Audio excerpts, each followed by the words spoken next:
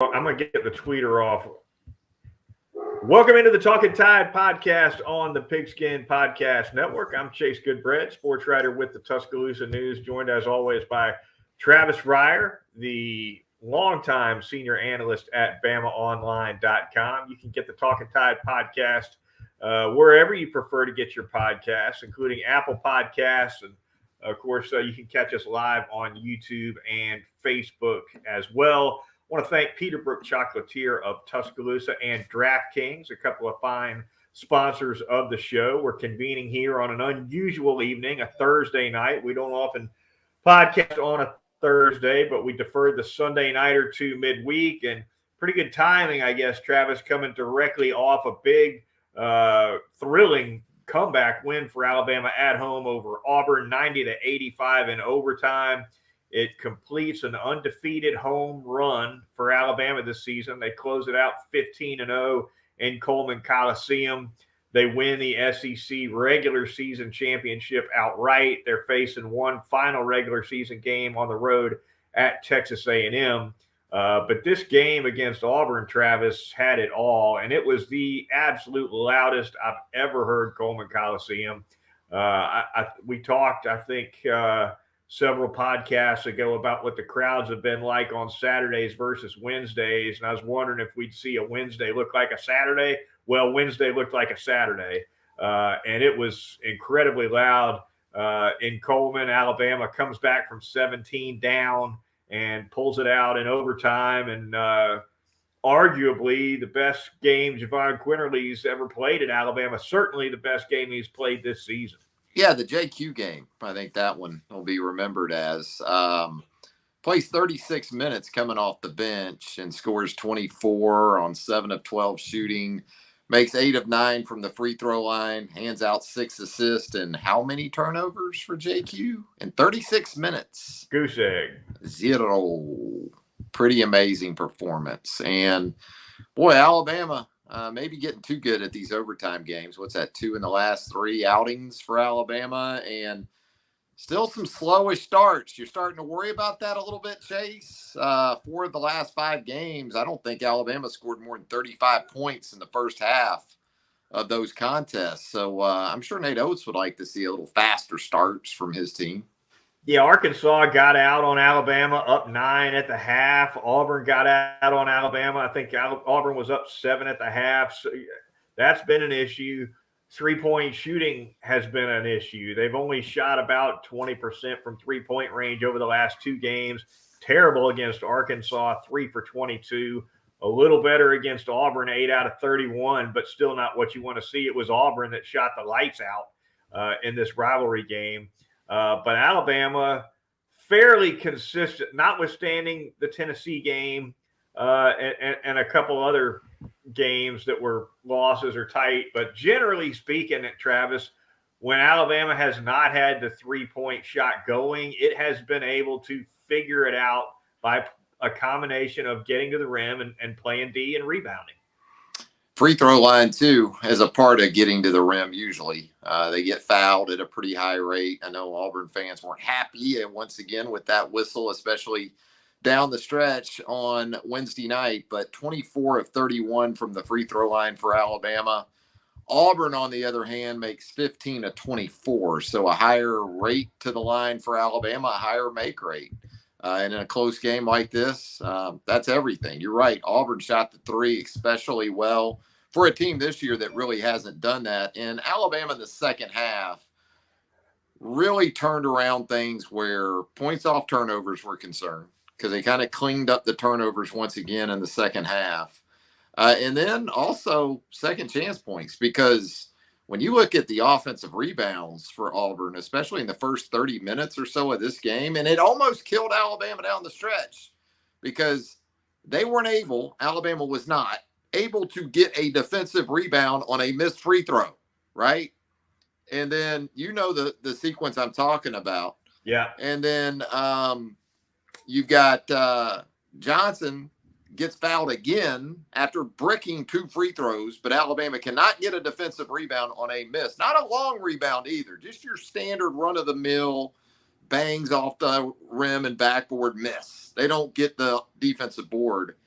And it felt like at that point, after all this that Alabama had done a couple of times in the second half to give itself a chance, it was going to be a offensive rebound for Auburn off a missed free throw that could end up proving fatal for Alabama in this game. Yeah, Auburn ended up looking good in the rebounding front, 39-38. But in the second half, Alabama definitely did get that turned around some, in spite of the fact, Travis, that they lose Charles Bediako to an ejection during this game. Had everything, right? A couple ejections. You had Bruce Pearl throwing a headset at the end of the game, upset about a call. You had Auburn fouling guys out and a late injury that kind of decimated the Auburn lineup in overtime. And Alabama finishes the game for the entirety of overtime. They had their 3-point guards on the floor together, Bradley, Sears, Quinterly, with no Bediako to protect the rim because he had been ejected.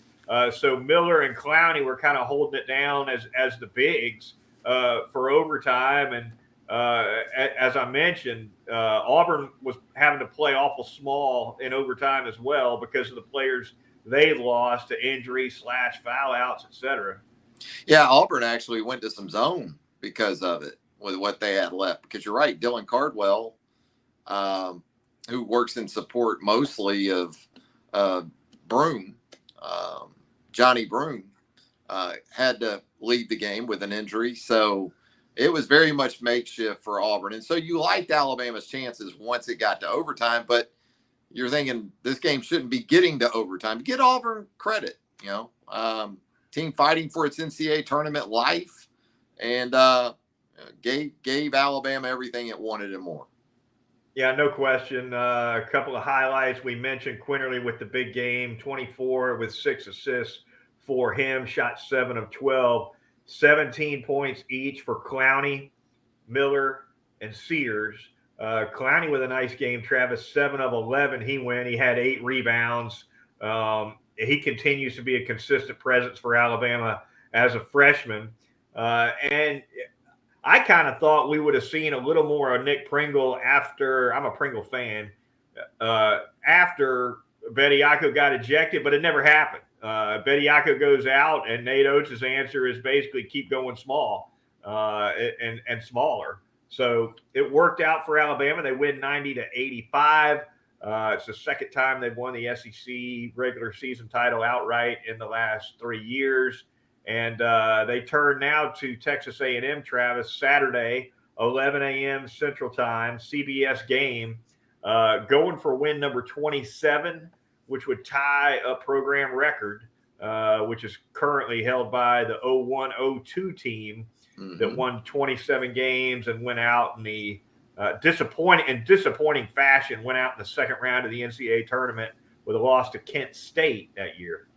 Yeah, how about that? And absolutely. And you talk about that stretch of really going pretty much smaller there in the second half against Auburn for Alabama. And I think some of that had to do with you're down 17. And at that point, when you get behind 17 in the second half, you just got to go with your best offensive group and hope they can score enough to get you back into the game and have a chance to win. But with A&M, it's going to be a similar type of matchup to what we've seen with Auburn a couple times, Tennessee, the game in Knoxville, because Buzz Williams' team will get after you defensively, and they are a physical bunch. They have an outstanding player on the ball in Wade Taylor. You think about how Javon Quinterly played in really these last couple of games, and then with Bradley and Sears in that mix for Alabama and Taylor for Texas A&M, that's going to be a heck of a matchup. So you can breathe a little bit easier, obviously. You've got the SEC championship secured. You're playing with house money going to Texas A&M now instead of playing for rent money. It's no question. Big difference, right? When you got the house money, but then you need the rent money. They're not playing for the rent when they, this week. No question. Travis, as we look ahead to that A&M game and then the SEC basketball tournament at Bridgestone Arena in Nashville the following week, what, in your opinion, does Alabama have to do to 100% lock in a number 1 seed?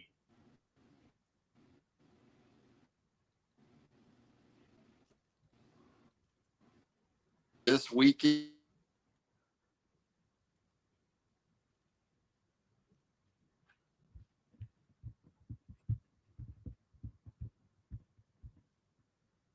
Looks like we might have lost Travis for just a minute. Hopefully, we'll get him back here in just a second. Discussing, of course, the seeding with the Crimson Tide.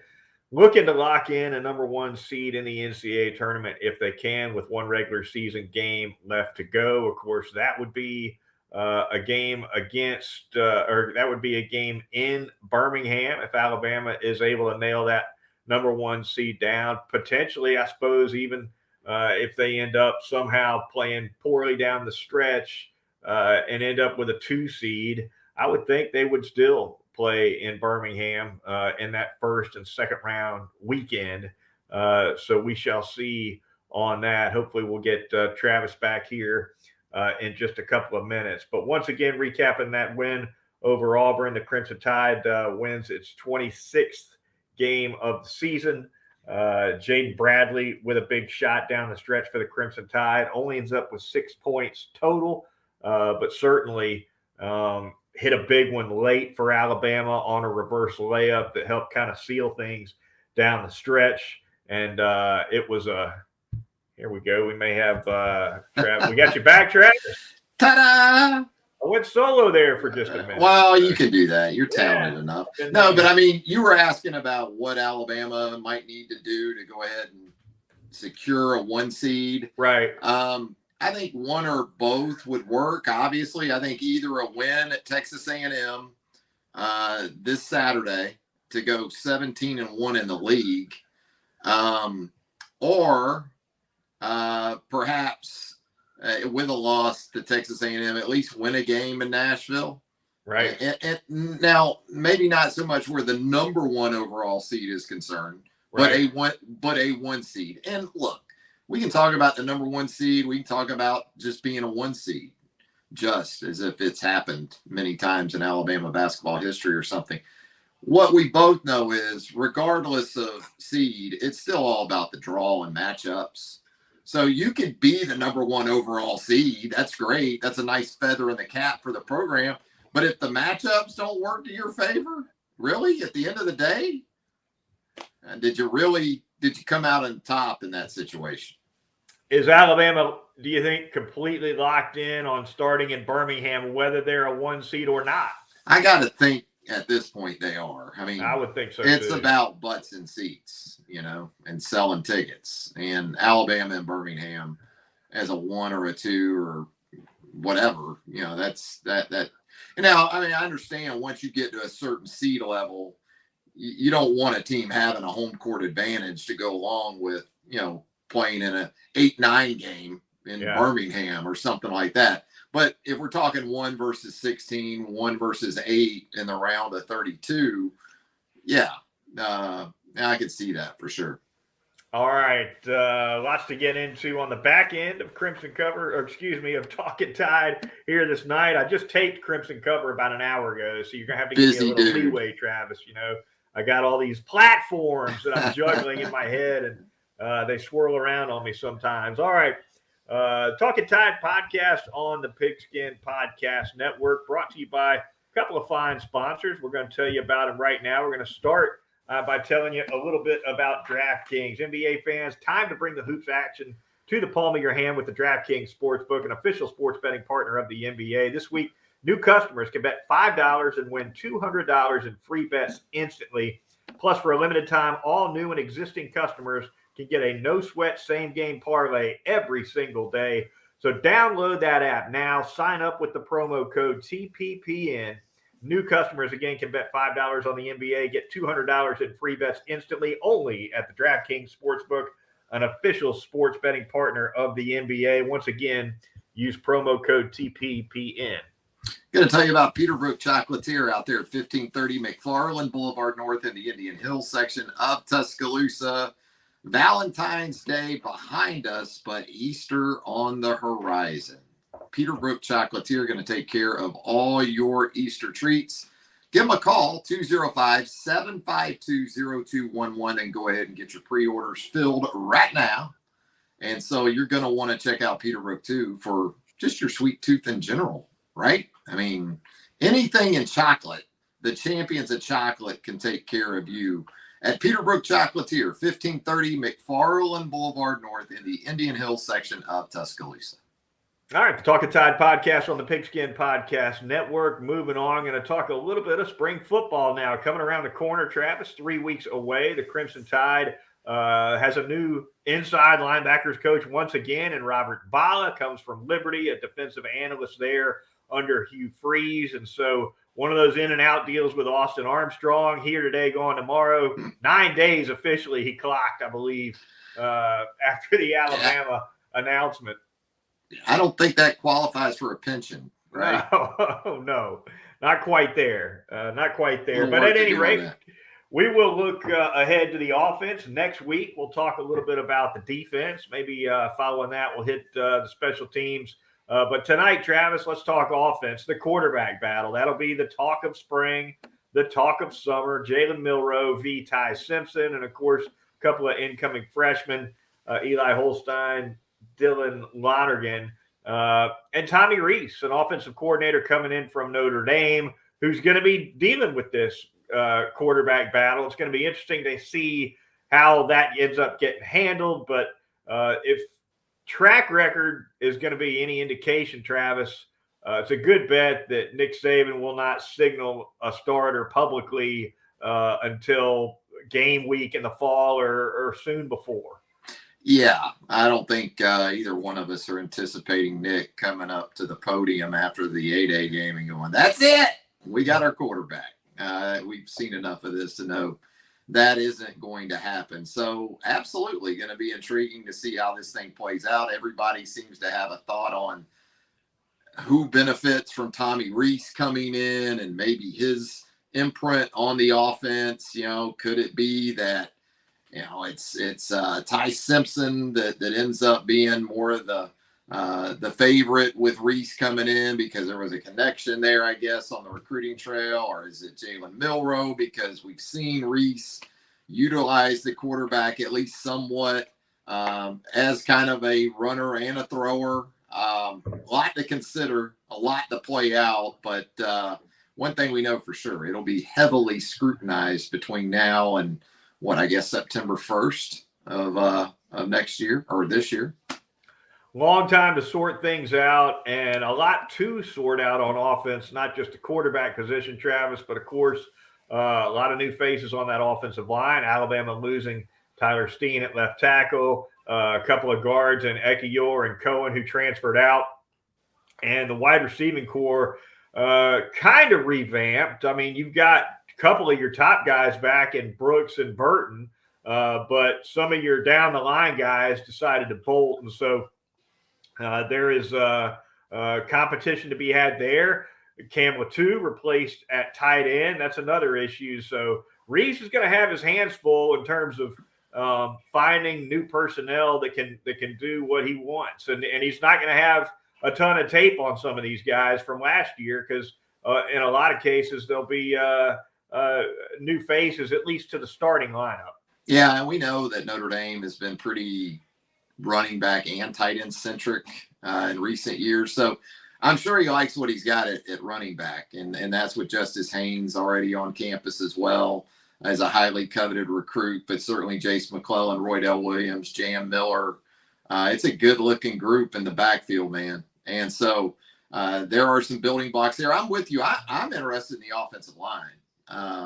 Tyler Booker back at guard, Darian Dallacourt and Seth McLaughlin back as centers. Do you look at one of those guys at guard if you like the other at center? There's some combinations that you can sort through. Some of the new guys that are on campus as early enrollees could also factor in there as at the guard position. Some guys that could cross-train between tackle and guard. Caden Proctor, the 5-star early enrollee. But you need another tackle to go along with J.C. Latham. Is Elijah Pritchett ready to go in year 2? A lot of things to sort out on that offensive line. And I'm with you on wide receiver, too. I know that Burton and Brooks are back. And, that's the first time, I think, since 2016, Alabama's top 2 wide receivers from a previous season have returned together. You got to go back to, what was it, Stewart and Ridley, I think, maybe way back then. So that's an interesting thing to consider at wide receiver. I like Bond. I like Prentice inside. But Malik Benson coming in from the junior college ranks has a lot of potential. And then you said it too with tight end C.J. Dupree coming in from Maryland as a transfer already on campus, and Robbie Oots at that position. How does that work out here? Niblack, yep. Yeah, Amari Niblack, yeah. Well, a lot going on there. I tend to think we're going to see Darian Dalcourt get one of those early looks at guard. With McLaughlin at center. And of course, it's early and things could shake out in any number of ways. But if those two guys have played a lot of football. They have. It's both been at center, but each of those guys has played I think it's 1,000 snaps in their Alabama careers. Yeah. That's a lot of snaps to just say, well, we're not going to look at one of these guys at that other guard spot if you're assuming Booker's the guy at one, right? Latham flop to that left side, or do you think no? I think he does. That's been the natural progression that we've seen in the past, right? So that would be my thought with Pritchett or Caden Proctor, one of these new guys. And look, some of these guys that have worked inside, like Terrence Ferguson and Jaden Roberts, they've got tackle on their resumes too. So as we both know, between guard center, tackle guard, cross-training guys, we know that Nick Saban and Eric Wolford aren't going to leave any rock. They're going to turn over every rock to find the 5 they want. Find the 5 they want and figure it out from there. That seems to be kind of how it goes in some years. There you have it. That is going to do it for this edition of the Talkin Tide podcast. When Travis and I come back for our next one, we'll be previewing that SEC basketball tournament that's coming up, of course, next week at Bridgestone Arena in Nashville. So for Travis Reier of BamaOnline.com, I'm Chase Goodbread of the Tuscaloosa News and Crimson Cover Television, and we will talk to you next time right here on Talkin Tide.